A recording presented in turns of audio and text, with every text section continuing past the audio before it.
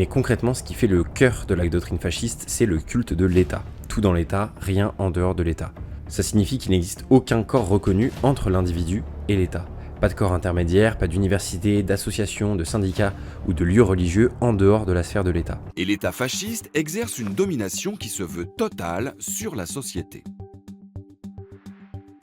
Tous les aspects de la vie sont ainsi encadrés par des organisations liées au Parti national fasciste. Travail, jeunesse, culture, temps libre. Résultat, plus aucune institution indépendante. Tout passe par l'État.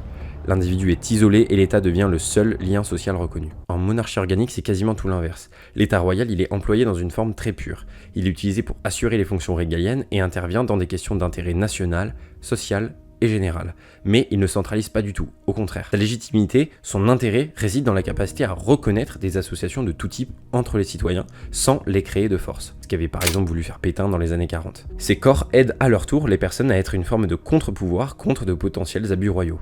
Concrètement, un artisan parisien appartenait jadis à une corporation qui régulait les prix, la qualité du travail et la formation des apprentis.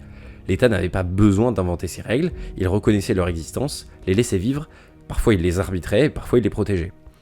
De même, les États provinciaux ou les parlements, comme celui de Toulouse, de Bretagne ou du Languedoc, pouvaient refuser d'enregistrer une ordonnance royale s'ils la jugeaient contraire aux lois du royaume ou aux libertés locales. Bon, pour être parfaitement honnête, ce mécanisme était rarement utilisé, mais en pratique, pour la monarchie organique de demain, il sera réutilisé.